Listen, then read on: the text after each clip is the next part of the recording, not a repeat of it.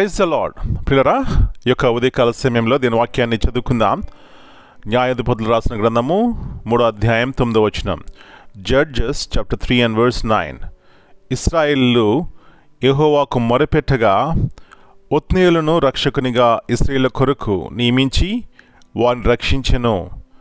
And when the children of Israel cried unto the Lord raised up a deliverer to the children of Israel.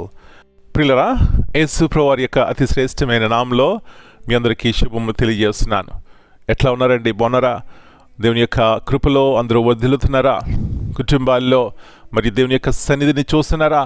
అంటే దేవుడు మనతో ఉన్నప్పుడు ప్రియులారా కుటుంబాల్లో గొప్ప సమాధానం ఉంటుంది. దేవుడు మనతో ఉన్నప్పుడు మన జీవితాల్లో ఎన్ని పోరాటంలు వచ్చినా, ఎలాంటి శ్రమలు వచ్చినా గొప్ప నిరీక్షణతో జీవిస్తాం. అలాంటి కుటుంబం ఎలాంటి ధన్యకరమైన కుటుంబం అండి. కాబట్టి పిల్లల ఈ ఉదయకాల సమయంలో ఇలాంటి ఉన్నతమైనటువంటి కుటుంబాలుగా వ్యక్తిగతముగా దేవుని కలిగి ఉండాలని దేవుడు ఆశపడుతున్నాడు. ఇక్కడ చూసినట్లయితే పిల్లరా, మరి ఇశ్రాయేలు ప్రజలు సంతోషము సుఖము ఉన్నప్పుడు దేవునికి మొరపెట్టలేదు. అయితే ఎప్పుడైతే దేవుని విడిచిపెట్టారో, ఇష్టానుసారం జీవించినారో, అప్పుడు వారికి శ్రమ వచ్చింది, కృంగుదల వచ్చింది. శత్రువు వారి మీద ఏలుబడి చేసినాడు, వారిని ఎంతగానో అణిచివేసినాడు.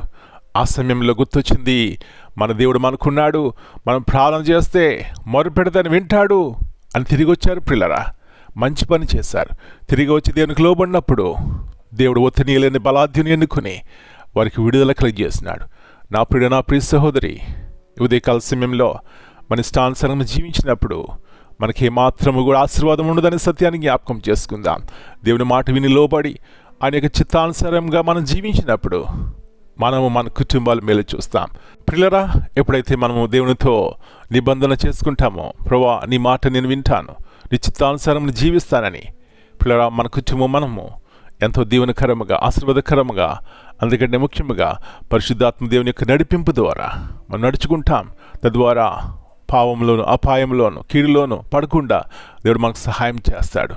అలాంటి కృప దేవుడు మనందరికీ దయచేయనుగాక. ప్రార్థన చేసుకుందాం.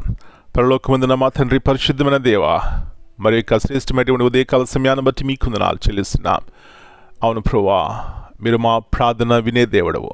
మా మొర మీ సందుకు వస్తుంది.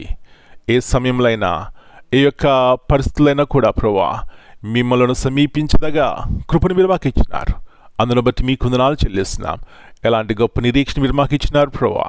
కొన్నిసార్లు మా వ్యక్తిగత నిర్ణయాల ద్వారా, మా యొక్క పాపముల ద్వారా, మా యొక్క అనాలోచన ద్వారా మీకు దుఃఖకరంగా జీవించినప్పుడు ప్రభువా ఎలాంటి నష్టాన్ని తెచ్చుకుంటున్నాం.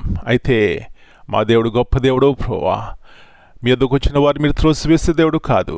హృదయపూర్వకంగా యథార్థ హృదయముతో మీ ఎదుకు వస్తే మీరు వింటారు. తగిన సమయంలో ప్రభువా మాకు విడుదల, క్షేమాన్ని, ఆరోగ్యాన్ని ఇస్తారు ప్రభువా. అదే మేము చూస్తున్నాం. ఇక్కడ ఇశ్రాయేలు ప్రజలు దుఃఖకరంగా దేవునికి దూరమైనప్పుడు ఎలాగ ప్రభువా ఒత్తిడిని మీరు ఎంచుకొని ఆ యొక్క ఇశ్రాయేలు జనాంగం అంతటికి కూడా రక్షణ ఇచ్చినారు, క్షేమం ఇచ్చినారు, విడుదల ఇచ్చినారు.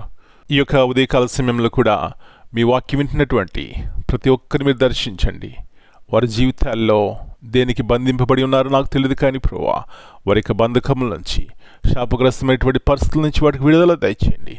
సాతాను చేత అణచబడుచున్నటువంటి ప్రతి ఒక్కరి జీవితాలను ప్రభువా మీ యొద్దనే మాకు విడుదల. కాబట్టి మీ వైపు చూసి గొప్ప నిరీక్షణతో ఈ లోకంలో జీవిస్తూ ప్రభువా సాతాను ఎదిరించడానికి సహాయం చేయమని, కుటుంబాల్లో శాంతి సమాధానం సమృద్ధిగా దయచేయమని మనం మీ చేతిగా అప్పగించుకుంటూ యేసయ్య అతి పరిశుద్ధమైన ఘనమైన నామమును బట్టి ప్రార్థన చేస్తున్నాను తండ్రి.